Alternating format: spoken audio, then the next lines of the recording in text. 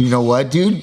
The Ruotolo brother pulled up at Black House not too long ago. I saw that, and my eyes perked up so much because I have to say this, is that I don't think there's a fighter alive who, when they see the Ruotolo brothers, doesn't think like, oh, they striking? Okay. Because now you feel like they're coming more to your turf. Yeah. You know what I mean? Like, I think like, yeah, I'll give you your props. You're great grapplers. But I feel like every one of these cats who sizes them up, they're like, oh, they're coming to train. No, dude, it's all family. It's all friendly. However, I do want to strike with you if we get the opportunity. Is that okay? I can only imagine what that day of training must have been like. He came to strike. Yeah. Like, and like the kid is fearless. The dude went at it with like everybody. It's funny. You're saying like, I want to strike with him. No, I was thinking the opposite. I was like, I want to grapple with him.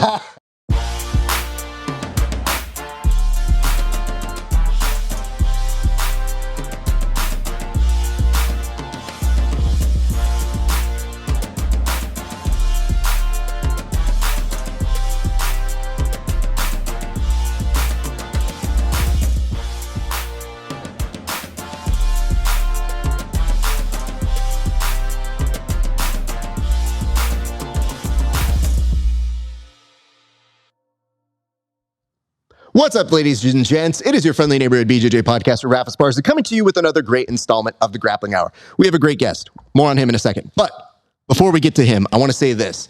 If you guys enjoy this show, all you have to do is go on over to HY.PAGE/Grappling Hour. Why would you do that? Because if you pay $5 a month, you can see these interviews 30 days before anybody else. And if you are so kind, you can also chip out a few extra dollars to see tape studies, a segment where people roast my competition footage. It's very funny. And you can also check out mini-sodes, little episodes that we record with the athletes that aren't available anywhere else. We talk about the athletes that the athletes themselves respect the most, that they've competed against, as well as certain mini-sode topics on steroids. I think that's the one everybody seems to like so far. Anyway, that's what we got going on there. You can join our Discord and like, subscribe, and comment. And if you don't know what you want to comment on yet, because you're waiting to see how this interview goes, all good. You can wait a few extra seconds because I'll give you something to talk about once we get to that portion. But for right now, gentleman sitting to my left, camera. Is this camera left too? It's hard to say. Let me double check. Yeah, okay, that kind of works. Okay. My man over here just won his most recent fight at Lights Out Fighting by a vicious knockout. And I got to say, it is always great to catch up with him. And I told him after he got that knockout, I wanted to come see him in person. So we arranged that. We are here at beautiful Black House, which is beautiful to come back and see this establishment. And I have to say, to our good friend, Albert Morales, beautiful to see you, sir. How have you been, brother? Amazing, man. Hey, thank you for that. Yeah, things are good right now. Well, they should be, man. You got a really nice, sick knockout. And what's great about you is sometimes you preview things. Sometimes you say, oh, look out for Aaron Morales. And I'm like, I don't know what that means. And you go, you will. I go, okay. On this one, you said there were definitely going to be lights out. And that happened. So how often are you cooking up these ideas? Because you know where you're going to head. Sometimes when you say it to me, I'm like, I won't know until I know. So how far out are you visualizing some of these wins and these knockouts or these moments that you've created in your career? That's a crazy question, but yeah, I like to call these things, I predict these things, but that's just all through hard work. You know what I mean? That just goes through what we're doing in training camp.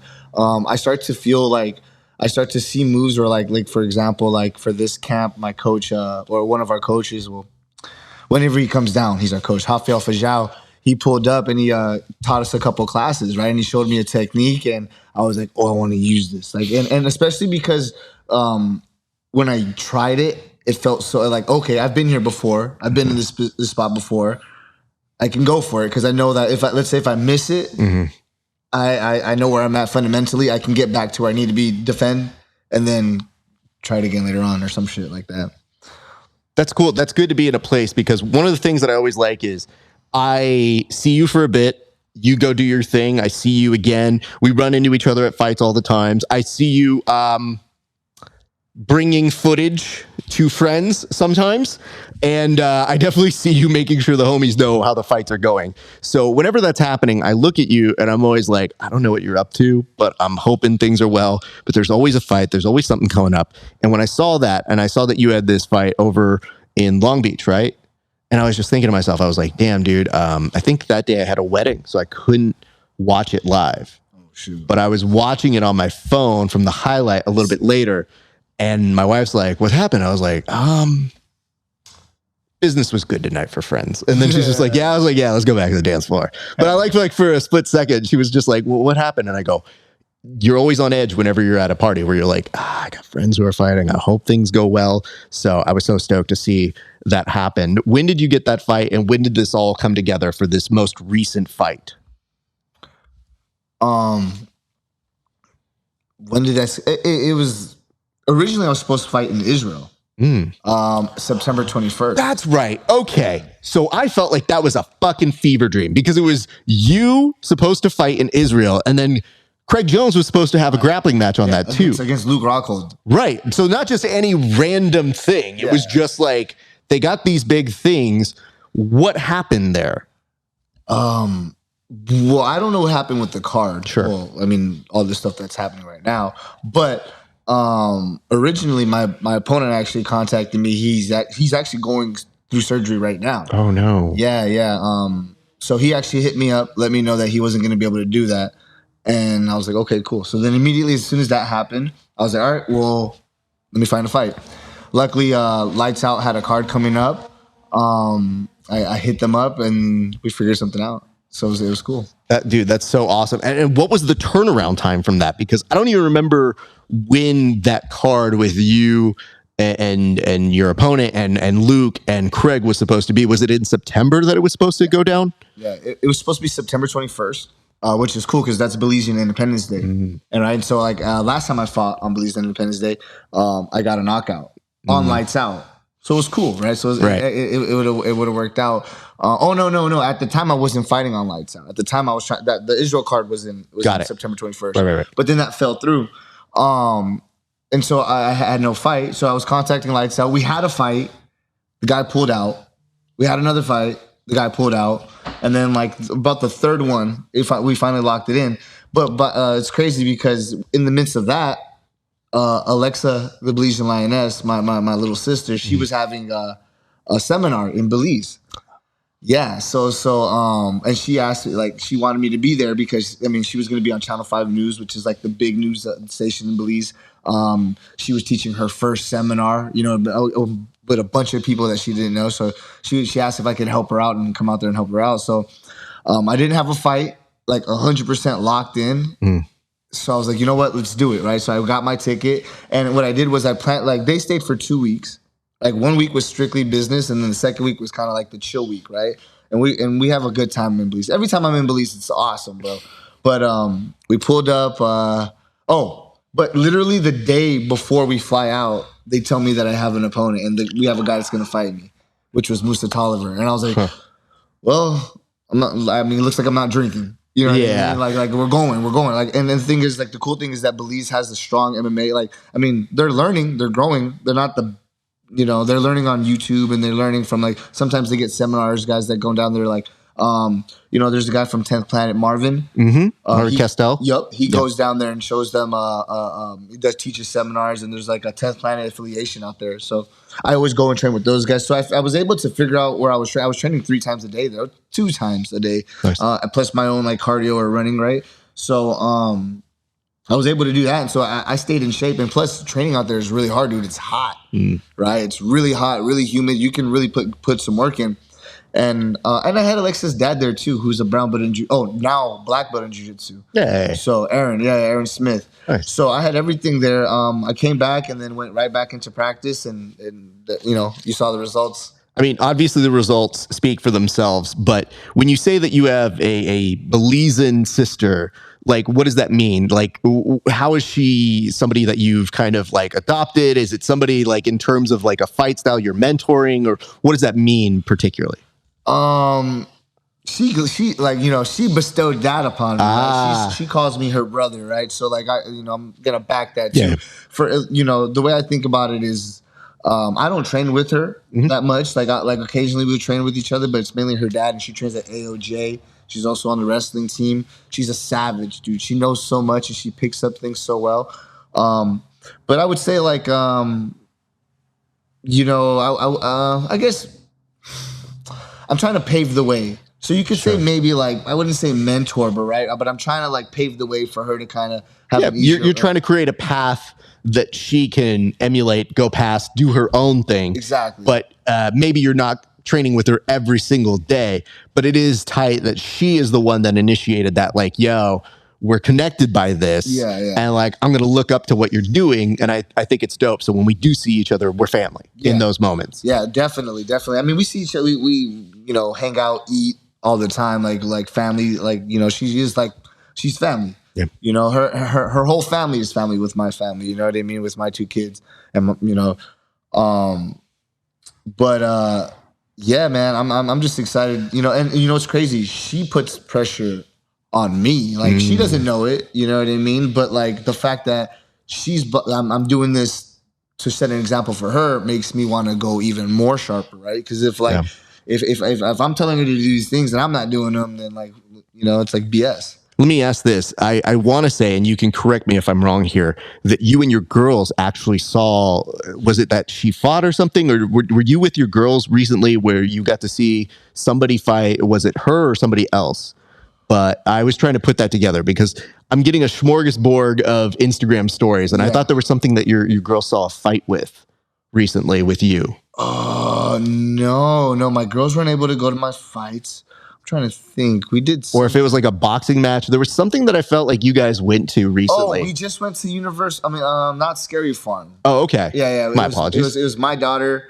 We didn't take the baby, sure, but we took my 12-year-old Alessa. Well, she's 11, gonna be 12, and then we took Alexa, and then my friend Ryan, who's from Belize, and it was just us 3 going to not Scary Farm. Oh, that's sick. It was cool. It was like I got jump scared a couple of times, you know what I mean? My homie works there too.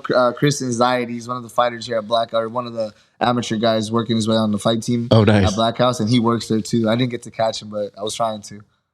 Do you feel like he would have been more apt to get a little bit closer to you? Because they're not supposed to really get on you or close to you. But if you know somebody like that, they almost have carte blanche to more, like, you know what I'm saying? Like, if he had saw you, you would have allowed it? I would have probably smashed him, but like off instinct, right? Because I don't know who it's him, but, but I would allow it. I would definitely allow it. I always think to myself, there was one time my sister and I went to like a haunted house kind of a thing, or some kind of like, offshoot, not Scary Farm. She's out in Anaheim. And there was like this smaller person that was coming up, and they had maracas and they were shaking at me. And I have a laugh that I've been told can make people feel very self-conscious. And this poor, smaller person who was doing the maracas, I straight out laughed. And I think I saw this person's soul just leave their body. And I walked away and I was like, I feel so bad. Now I see they kidnap you at certain ones. They do crazy shit. And I saw somebody that said recently, they go, yo, if I'm paying $70 for one of these things, I need to get stabbed at least twice when I go. And I just thought, I was like, yeah, some of these people are really trying to have an intense Halloween. I know you get all Halloweened out as well. Yeah, I love Halloween. What is the best Halloween costume that you have ever had?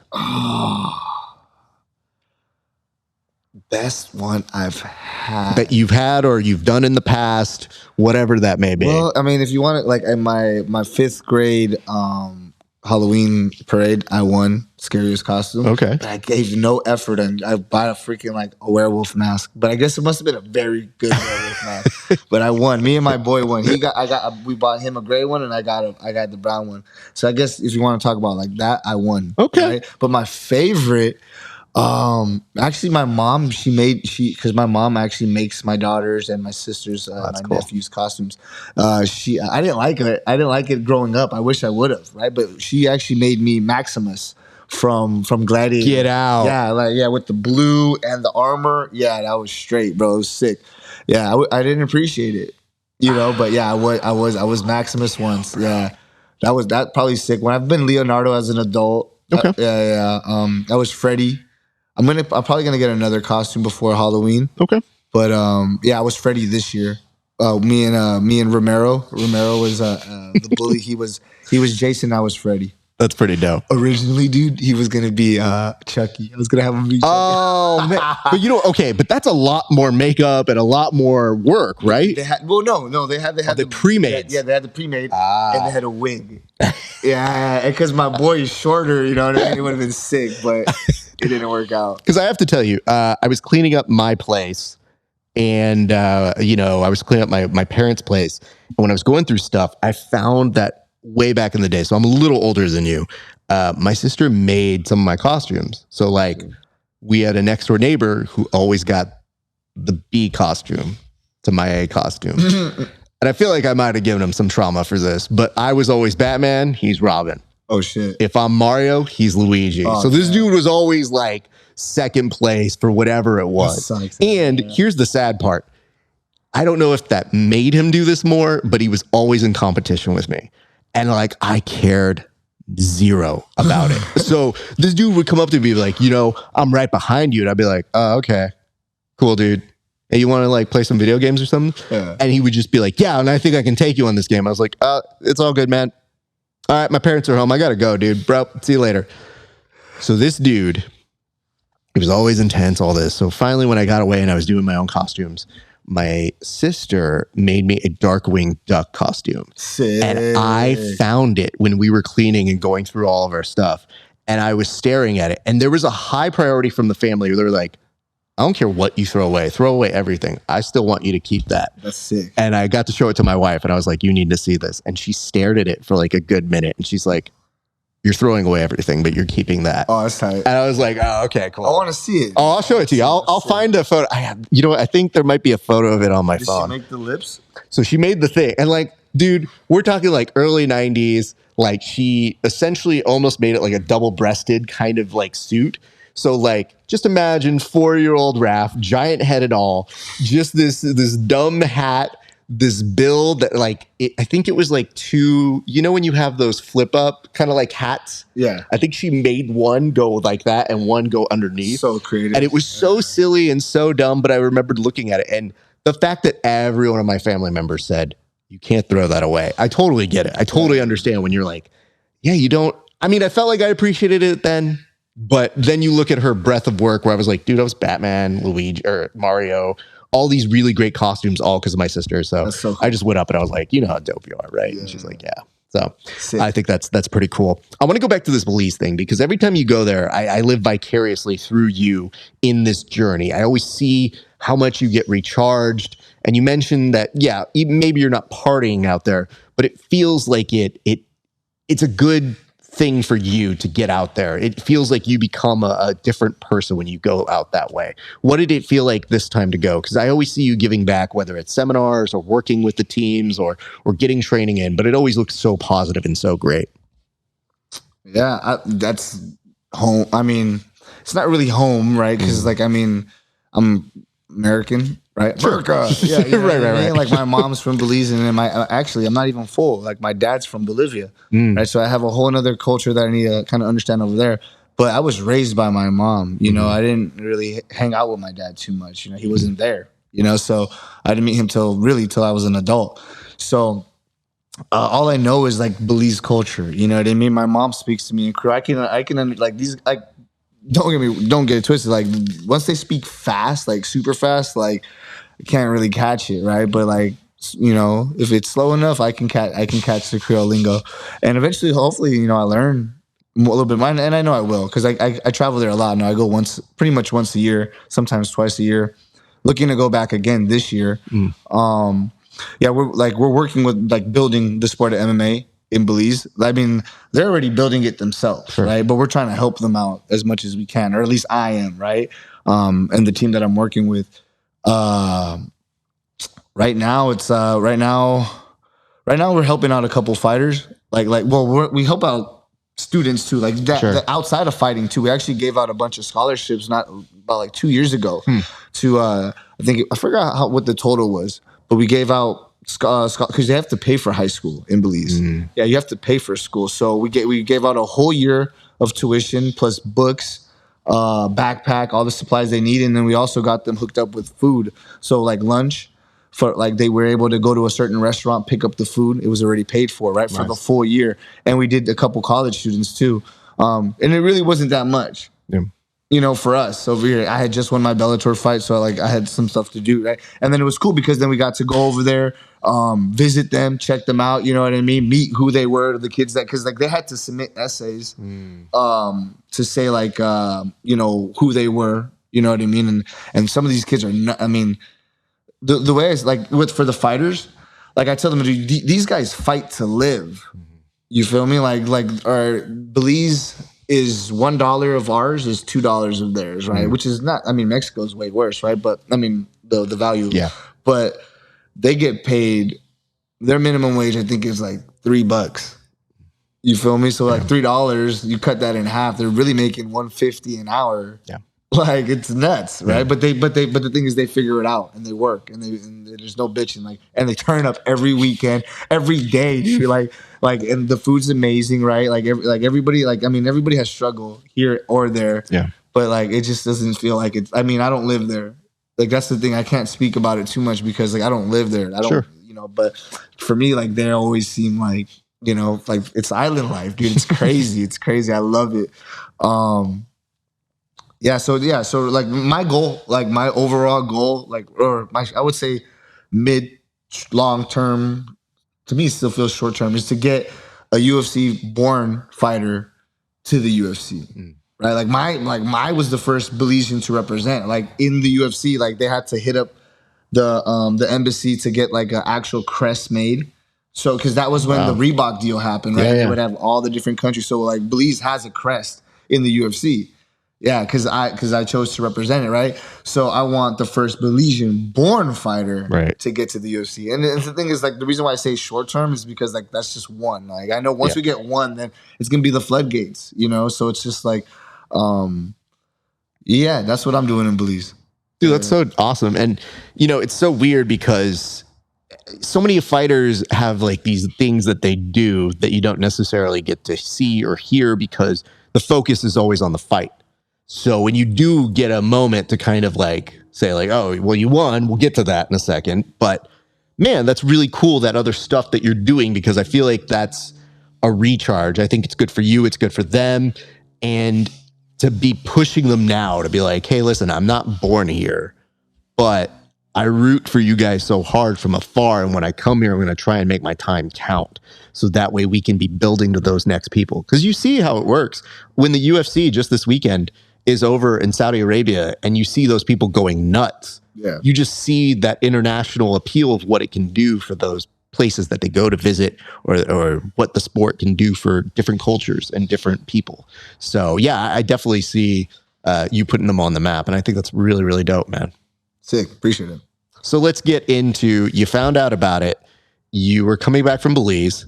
And then I'm imagining it's a short turnaround then, because then it's like coming back from Belize to then kind of get your camp shored up and then just be ready to fight essentially, right? Yeah. That was like the kind of tricky part, right? And so that was the challenge for myself. I mean, I don't know what my coaches were thinking. They're probably thinking, this fucking guy, he's crazy, dude. Because like, I mean, the thing is, I was already in camp. Right. And on top of that, dude, I haven't stopped training since my last loss. You know what I mean? I've never stopped training. Right. Like sometimes I'll take that week off, like after the fight, week or two off. Maybe I won't eat. I'll eat like shit a little bit longer, like, you know, but like I try to train I train every freaking day. You know, like I have to be here. If not, my coaches are gonna get on me. You know? I was already in camp, so it wasn't like, you know, I like how you say recharge, because that's something that I tell like the people that I'm with. Like I do get recharged when I go down there. Every time, or not every time, but I like to visit the Mayan ruins every time I go down there. And so far, every trip I've hit the Mayan ruins, whether it's the Sanatinich or we've been to Coracol, but we have a lot of ruins out there. And I make sure when I get out there, I throw off my shoes and I just walk barefoot through the whole thing. And I walk all the way up to the freaking top of the Mayan ruins and I chill there, just breathe it in. You know what I mean? You can see Guatemala. You can see everything, bro. It's sick. And then And then I walk down and that's it. And I really feel like it recharges me, dude. You know, because after my last fight, I mean, after the last time I visited Belize and went to the mine rooms, I came back and just killed it. You know, I don't know, man. The food's better there too. So, so like it's cleaner, dude. There's no like preservatives and stuff. So stuff just gets in and out of you, man. Like I was eating rice and beans, like that stuff over here, like you'd blow up. I came back the same weight, right? And like I said, I trained. I didn't take any. Like I drank the first day I got there and the last day I got there. And the reason why was because the first day was with family, right? And everybody was just there, and so I was like, all right. I'm not like, you know, like I'm not gonna be the party pooper, even though they all were cool with it, like me not drinking after that. Sure. Right. But that day we drank. And then the last day was my when I'm there, there's a family that takes care of me. And she's like, I guess she's like, you know, I call it like she's like a cousin at this point now, right? And it was her birthday. It was her 21st birthday, so we went. I mean, that's not like ooh big celebration because in Belize you can drink at like 18, right? So it's not like a huge but it's still we went out there and I just drank a little bit, nothing too crazy. And then I came home and I went right back to work on Monday, which was wrestling practice, and I took that shit head on and that's it. It just went right back to normal. There was no separation. I mean, what's great about that is, and especially knowing you and your training camp here, there's nothing like getting back to business, like going to a Kenny Bolt wrestling class. Like that will get you right back onto your focus. Yeah, 100%. Like there was no like because Kenny's not going to take it easy on me. If anything, he's going to make it harder. He's like, all right, let's see if you really didn't drink that day. Yeah, you know what I mean. So I came ready, knowing like that could happen. You know what I mean. And I don't care if it happens because it's just I'm here to train. I'm here to work. You know, I got to be ready to fight anybody. I like to be honest with you, it's like these fights are like. They're big. Every fight is big because every fight gets me closer to the UFC. Every loss takes me fucking so much further from the UFC. So everything is super important. But none of these fights I really like with all due respect, during the fight camp, like you're 100% my focus. But the real focus is the guys up there. So I need to smash everybody out here. Yeah. Everybody out here doesn't mean any like I mean, so I don't want to downsize anybody, but I need to be fighting the champ. You know, I want to fight for that's who I need to fight. I think what you are essentially saying here is like, yeah, you're not overlooking your opponents, but you know the caliber of fighter that you have for your longest term goal. And so as a result of that, you don't start prepping for that UFC fight that week. Yeah. You start prepping yesterday. You start prepping 2 years ago. Exactly. Like it's always acclimating those skills to get back to the big dance. So I get it. And I think it's it's difficult if anybody takes that ever personally because they're doing the same thing too. I would hope whether they want to admit it or not. So I think it's if anybody hears this and has an issue with it, probably they don't have that as a goal, and all power to them. But that shouldn't mean that it's bad for you. What I would say though is week of things look good. You had a lot of interest in this fight from a lot of our friends and a lot of our fans because it was a return to form. So it was us saying like, how are you going to come back after a loss? Because whenever we see that for you, it's always like, hey man, I'm rooting good things. I want good things from you. But in your brain, what did that mean for you coming back to having this fight? It was huge, dude. Like I said, right before, like, you know, a win is a step in the right direction. A loss is like, it's like you fall back. You know what I mean? Like it's a fallback, and that's just record. I mean, that's just like in the eyes of the UFC, right? But like, I mean, for some people, even for me, like I hate losing. I've never been in a fight that I thought I was going to lose ever. Whether I was in shape, whether I was training, I never ever thought I was going to lose a fight. Like even when I'm losing, I remember one time I was fighting. I was fighting at the forum. I was fighting James Barnes, and he kept getting me in this Dagestani handcuff. And I remember like it was my first fight out the UFC, and I was so cocky. I was like, man, I'm gonna come out here. I'm gonna smoke all these guys. I'm gonna come right back to the UFC. So I didn't take him seriously. I wasn't. Anyways, but this guy, like, he had me in this Dagestani handcuff for 3 rounds, and like I just remember like avoiding his punches the whole time. The referee isn't stopping it. I'm working, but I'm like thinking in my head, I'm like, I'm gonna fucking escape it. I'm gonna triangle this fool. Like I'm gonna armbar this fool. I'm gonna figure this out. And I never figured it out. I was just like, I'm like thinking like But anyways, I didn't want to lose that fight, like my next fight, right? So like, and I wasn't nervous. I was nervous, right? Because I like my main thing was I don't want to fuck this up. Yeah. But I was confident in the preparation that I did for it. You know, I know I didn't take shortcuts, but I know honestly, like it's funny because like I like that's the crazy thing about this is that you can always do more. You can always do more. You can do more cardio. You can do more shadow boxing. You can go do more drilling. You can always do more. Like that's the secret, you know what I mean? Yeah. Like, but the like, I don't know. Shit, you can even do more rest too. You know what I mean? Or Yeah. the type of rest. You know. Yeah. So it's just like, but like I started thinking like, man, I could have did more. Like I could have, but I didn't. I did all my workouts. I hit every class. I did every class at Black House. You know, I felt like I could have did more jiu-jitsu. You know what I mean? Like there's like so many things I know I could do more. And guess what? The beautiful thing is like after the fight, I can do more. Yeah. You know, everything that I was thinking about, guess what? You know, if you're not going to think about it next fight if you do it now. You know, so it's just like that's what I'm thinking about right now. Yeah, and I mean, I want to point this out because let's go through a little bit of trajectory. I guess maybe even since the last time I've seen you, you know, you've had a series of fights that were interesting. They were all over the place, and here's why. So the last one, it was a loss, but the one prior to that, or I don't know the exact trajectory, I remembered photographing you and Terrion fighting, and there was a lot of history behind that one. And I noticed, to me, it's kind of like I have a little bit of understanding of that history. But what did that fight mean? Was it a closure for the two of you guys? Because I saw you after you got the finish, you went over him and you were talking to him and you guys kind of had a moment. And was that cathartic just given your guys' past of what you've been through together? Yeah, for sure. For sure. That was it was a pretty big fight, you know, like especially for like local MMA. Yep. You know, like that's like it was like a meeting because Terrion's from like I would say the generation above me, or like or maybe I'm in his like generation class, right? But like I was like at the bottom of the class. Maybe he's like a senior and I'm like a freshman kind of thing, right? Yeah, and then we had that little kind of. And it really wasn't anything, man. It was just me like being young, wanting to get to the UFC in a hurry, you know. And I was like, anybody, and it's still like that. Yeah. It's still like that. Like anybody that, like, if you're in the fight game, you have to be prepared to fight anybody. Unfortunately, like you know, like you develop friendships, or like you know, you're cool with people because you need training partners. Like it's like you don't have to have beef. I mean, but we don't have to have beef to fight either. You know what I mean? Like me and Ryan Lilly and I have fought twice already, you know what I mean? Like, and who knows, we might fight again, like, you know, like that, like, but it's and we're still cool, you know, we're, you know, very cordial, like we have beers with each other, you know, cool guy. But with Terrion was a little bit different because Terrion was like my teammate.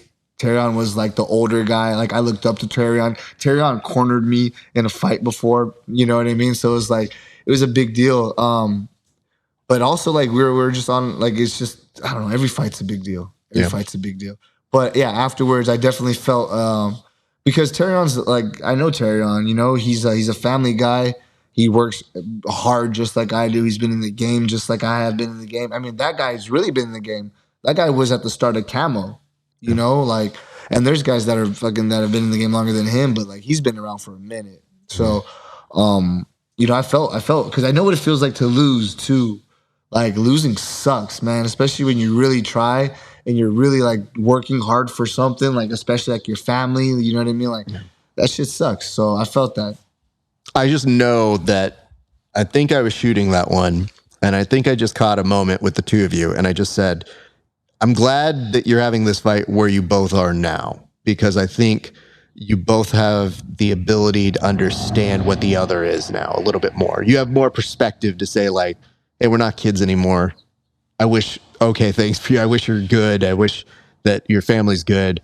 And it made me have a moment where I was seeing the two of you and I just thought, I'm happy you both get that closure. And it's hard because when you're looking at it from the outside perspective, there's so much you don't know. You hear stories, you hear things, but you know that things weren't the best. And so when that happens, and I've known him, and he was very kind to us at the very beginning of when we were doing interviews as well. So those are one of those fights that you just kind of look at and you go, all right, boys, good luck, both of you. I'm just going to be over here photographing it. And then after, to see you kind of have a moment talking to each other, I just thought whatever they're saying to each other, it's probably more important than the fight to me, because I was like, I'm just glad that they're able to move on and they're at a better place. So I was incredibly happy to see that. And of course, the next fight, again, you know, it's rough. You have to come back from that. You're not just going to accept what that is, but it was still a good fight. It was just, it was everywhere. You know what I mean? Yeah. It was, I mean, good fight for him. Yeah. You know, shout out to that guy, like whatever, like he's the champ. You feel me? You can't take away what is like, what's there. You feel me? And he won another belt too. So it's like, you know, I give the guy credit. The guy is the champ. You know, he's working hard. He beat me. And not only did he beat me, he beat the LFA champ. So he's the champ. You know what I mean? But I know I could beat him. I know I could knock him out. I could submit him. I could do whatever. You know what I mean? I want that fight back bad. Like, but it's not like I think about it, dream about it, because like I said, I'm on to bigger, better things. I've already walked past that. But if like Up Next wanted to present that to me, I'm down to fight that guy. You know, or I'll fight him at Lights Out. I don't care. Like I'll fight him anywhere. But I definitely want my Up Next belt back. Yeah, sure. I feel that. I've been seeing you post that a little bit. Like you were seeing that belt travel a little bit, and you're like, yo, I want that back. Yeah. And I just go, all right. And I think what you're saying is you're open to both of you knowing what he's doing, what you're doing is like, yeah, down the line, it very well could happen again. Yeah. And you're open and receptive for that. Man, even if it's in the UFC, that's kind of where I put it. Like, because dude, to be honest with you, I got no beef with Javier Garcia. Like, I like, you know, he represents SoCal MMA. He represents his area. You know, there's people that follow him, that love him. There's kids that probably follow him that love him. Like, so it's like he's doing positive. So it's like I don't hate the guy. Yeah. I just want to punch him in his face a little bit more, you know? I just know I can win that fight. That's all it is. Just competitively. Not even I want to punch him in his face. I just want to beat him. You know, I just don't want to. I want to win all my fights that I've lost, you know, but that's definitely one that I wouldn't mind having. Well, he's also somebody who I've seen. He's obviously a good fighter, and he seems very like business about what he does. So I've never really seen him talk all that out of turn or anything other than like, I can beat this guy sort of talk, which is exactly what I would expect from a fighter. And I'm pretty sure he knows that I'm down to fight. I see him all the time. I mean, I've had so many interviews where they're asking me, like, everybody wants to see that fight too. You know what I mean? Like, because anyway, like it would be a sick fight, and I would come at it a lot different. You know what I mean? Yeah, there's no like. It would be a sick fight. I'm agreeing with that. I would say this, though. So that sets the tone for the importance of this comeback, of this nice fight. You get it, and it's done so quickly. So do you mind walking me through your recollection of the fight? Because it was only 3.5 minutes, if my memory is correct on that. Yeah, something like that. Yeah. It was good, man. It was good. Like I said, the main focus was not to fuck it up. I knew Musa was a good grappler. He had fought my friend Brady. Shout out to Brady, wherever. Yeah, so he fought my friend Brady. My friend Brady ended up catching him in a heel hook, but that guy was able to take Brady down, and I wrestled with Brady, and I know how good of a grappler Brady is, so I knew this guy was going to be a good grappler. So, I mean, my whole team did. So we designed a game plan, which was to, you know, neutralize the takedown. You know, watch the film if you guys want to know how that happened. But you know, we figured out the game plan. Like I was talking about, Rafael Fijao came down and kind of freaking just blew my mind, or like what's that word, like I don't know, like I had epiphany, right? Okay. Because it's like stuff I know, right, stuff you know, but then sometimes when another coach, I mean your coach has been telling you, but sometimes when another coach tells you from the outside, it's like right, it's just the way he says it. But I mean, it was just pretty much like in MMA, right, you have grappling, striking, jiu-jitsu, like the 4 or whatever, right? And then there's different styles of grappling, whatever, right? But in between those, there's like and then you have the cage, right? Like let's say like in between the takedown and him defending, there's like space and time, right? So like you hit your shot, he defends it. I can let go of the shot, or I can like hold on and he sprawls, right? If I let go of the shot, I can strike. Then I get back to my takedown. Then like he's not letting me take him down. I hit him. Then I go back to the takedown. You know what I mean? Like there's like we're talking about pressing on the cage. Like there is no break. Like this is a fight. You know, like he showed me this one jumping knee. He was like, all right, you're on the cage on the single leg, right? You got your defending it. He's like, look, I'm going to put my hand right here, create some space, and I'm going to jump this knee. Bam. There's no time for break. Like he's comfortable. Don't get comfortable. Boom. And I hit it in the fight. I was able to hit it in the fight. And I remember hitting because Coach Kenny's always going to teach me fundamentals, right? Wizard, Elvis, break it, circle off the cage, right? Fundamentals. I get to my position and I'm balancing and I'm like, oh, the move. Right. So then I'm like, you know what? Like, I'm like, all right, boom. Cause he kind of settled for a second. Right. So I'm like, all right, the move. Right. So I went there and I could hear Coach Kenny, no, cause I give up the wizard. Cause if you give up the wizard, the guy can easily take my back. Right. But he was settled. He was just focused on like, okay, I got him here or whatever. Right. So then I'm like, boom, I created, I hear Kenny, no. And I jumped and he, bam. And he holds on for a second and he was like, oh no. And he let go. And that's when he separated. And that's when I was like, okay. And then I ended up throwing because I kept seeing him leaning his head to this way. He kept slipping my jab. So then I threw a head kick to keep his head here, right? Because now he's not scared to go here because that head kick is going there. I hit him one time to the body to get him distracted. And then there it was, my right hand. Bam, double jab right hand. It was cool. And it lined it up. And it was because of like that one little, hey man, like, this is a fight. There's no break, you know? And I'm like, that's right, dude. This is a fight. There's no break. That's why like the clinch is like I'm getting like obsessed with the clinch right now because that can be that little glue in between wrestling or striking. You know what I mean? So and then come on, Anderson Silva dog. I'm at Black House.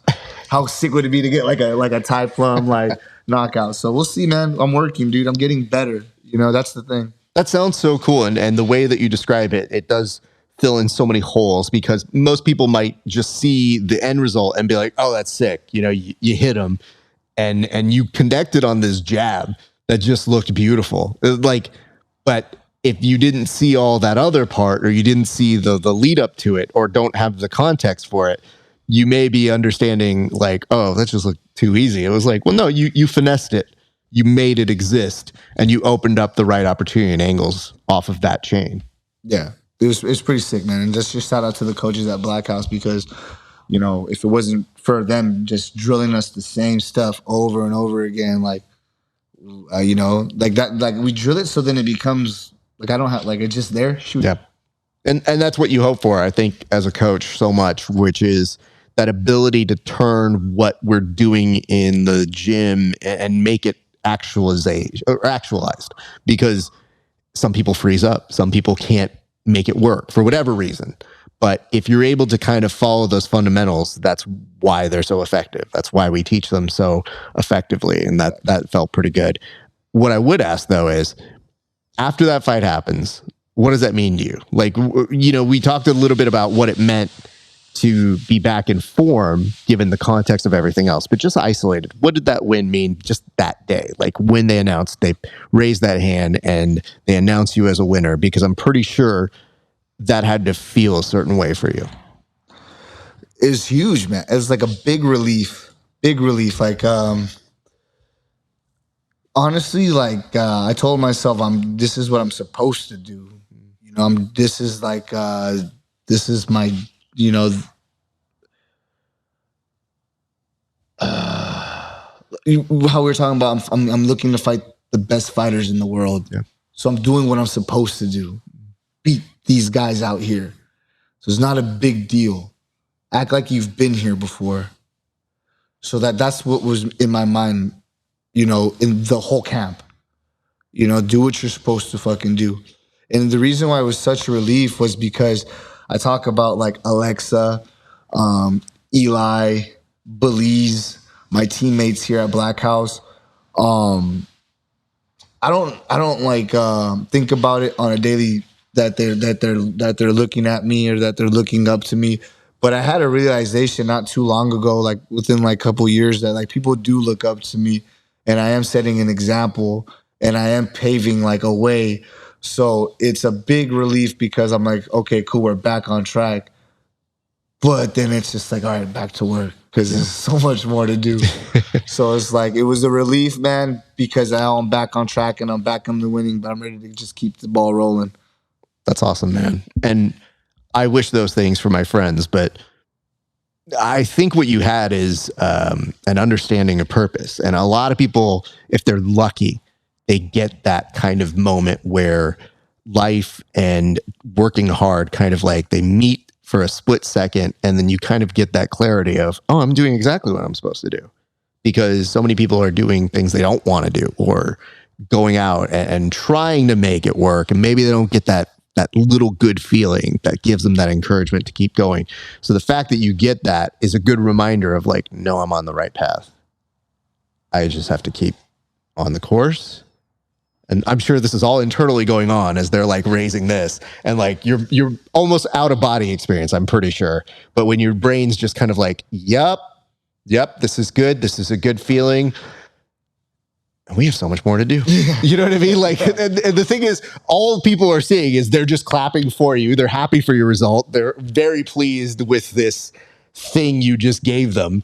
And yet that's all what's going on in your brain as that mass chaos of celebration and yelling is happening. And then I'm pretty sure they stick a microphone in front of you and they're like, explain what's happening. And you go, it's great, man. Yep. Super happy. So it's hard to put that into perspective because you don't get that much time to explain what's going on in your head when they go, yo, how you feel? Good. That was good, man. I felt like I did something good. Like, it's hard to put those words there. So I think you do a better job of explaining it now with that context. So work's not done though. Job's not done. So what's next, sir? What is coming up in the near future for you? I just booked, near future. I'm heading down to Arizona. I'm going to go train with Davison Figueroa, help him out for his fight, his upcoming fight. He's moving up to bantamweight, so he needs some bantamweight weight over there. Even though I'm a featherweight coming back down to bantamweight, I am working my way back down. But I also booked my fight. I booked a fight November 18th for Lights Out. So I'll be making a quick turnaround for Lights Out, and I'm gonna put someone else's Lights Out. That's what's up. Yeah, I'm excited about it. This kid's. I looked him up a little bit. I don't know his name. Oh, hold on. We're giving you time if you wanted to look it up, but you don't have to. Okay. You're just saying your opponent. Yeah, my opponent. On November 18th. 18th. In Long Beach, California, for Lights Out. Hey, it's going to be a good scrap. The kid's from Nick Diaz's army, so he's going to come forward, which is going to be cool because then I'm just going to play target practice. Or if I have to take him down and smash his face, I'll do that too. You know, we'll see. We'll see how he gets, man. We'll see how he acts. That's going to be the way I'm going to kind of dictate it. But I'm ready for anybody. That's why I just tell him I'm going to be like Sean Merriman, sign him up. You know, just line him up and sign him up. I'm ready to fight anybody. But I'll fight. I'm a free agent, man. So I'll fight anybody, anywhere. But yeah, the next I'm fighting for is Lights Out, November 18th. In Long Beach, California, and I'm gonna finish somebody else. That's what's up, man. That's so cool. I'm stoked hearing it. And again, unfortunately, I'm doing something that day, but I will be on my phone and I will be keeping up with it because it is one of those things where when the homies are fighting, I always try to be aware of it. I always try to keep an eye on things. And I know when you get into a cage, it's always going to be a memorable and a great moment. So I will definitely be keeping an eye out for you.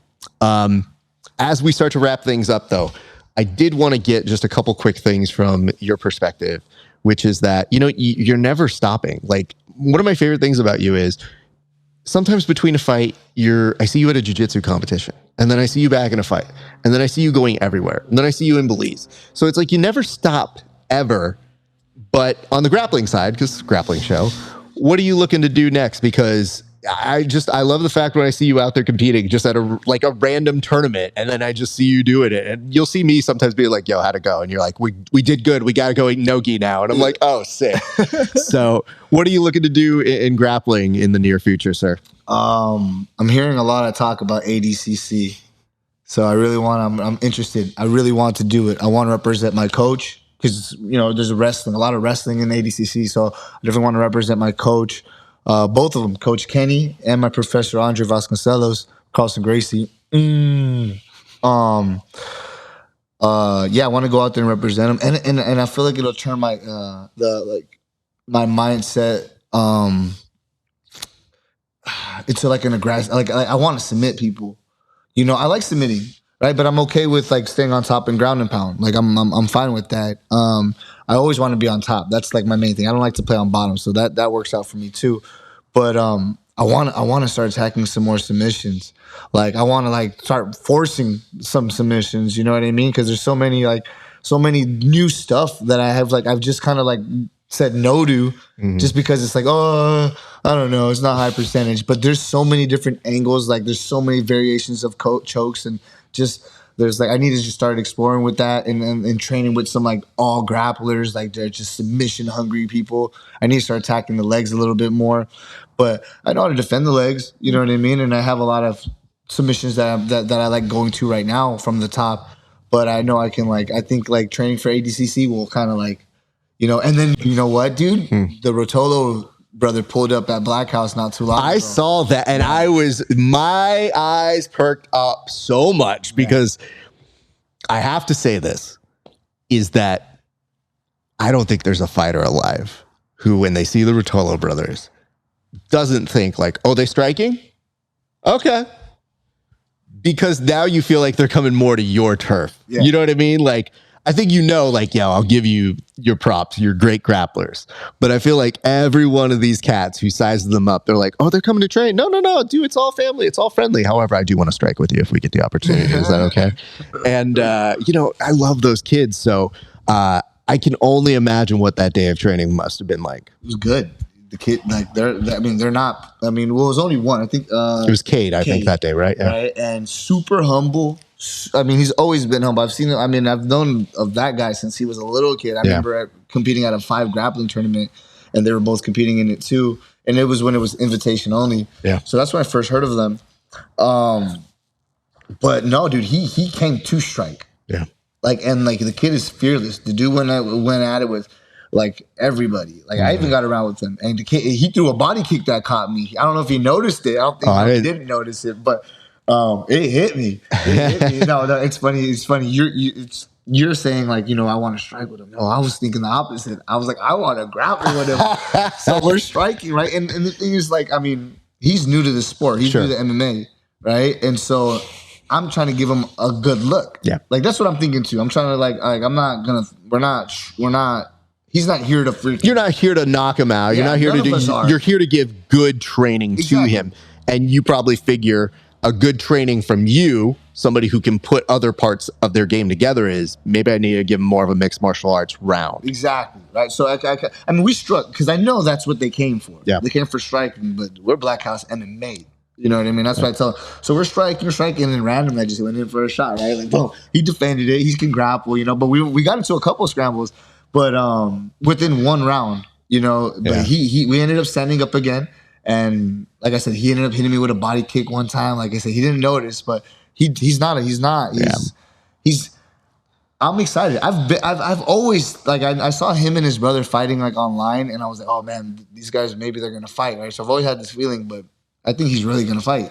I think he is too. And we take so much shit as grapplers sometimes because, you get the people who are like, you guys don't throw strikes or whatever, blah, blah.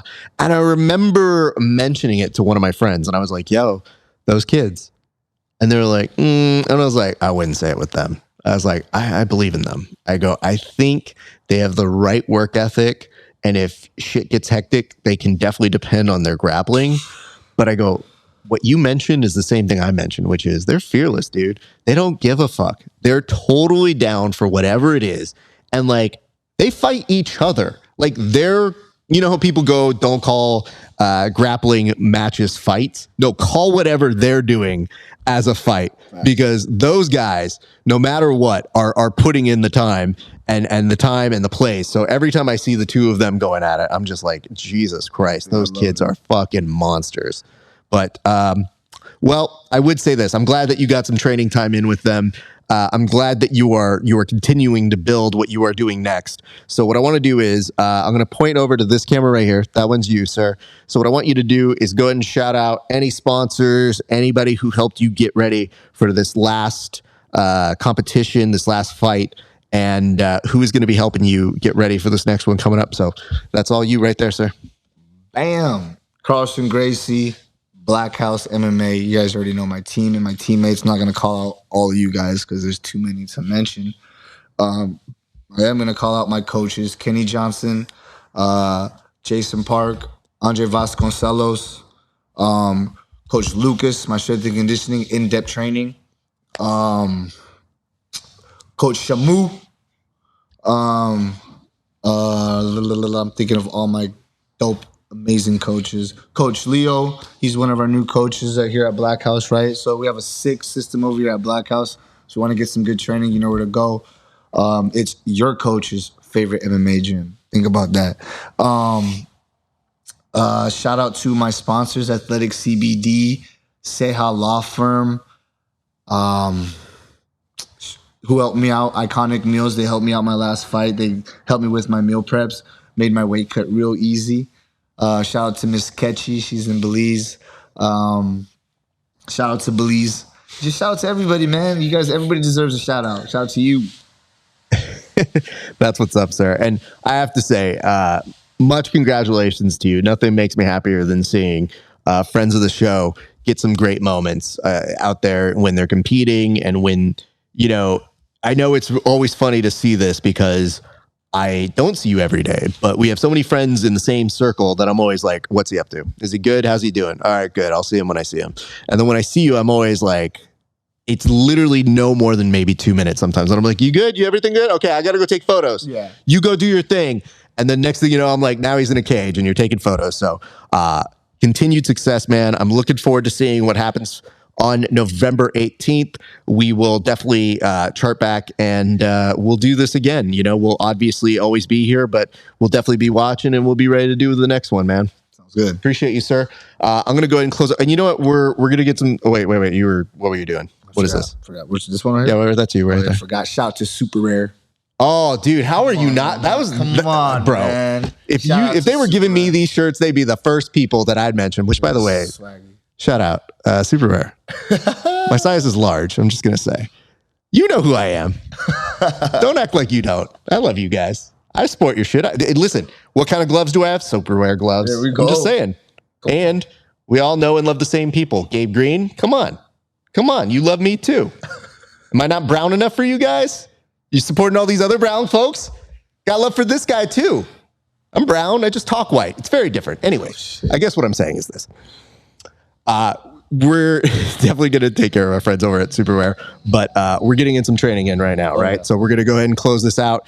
And I'm going to go ahead and tell you guys right now, hey, listen, friends of the show, thank you so much for watching. It has been so great to have you guys joining us. A couple quick reminders. If you want to support us, go over to HY.PAGE/GRAPPLINGHOUR.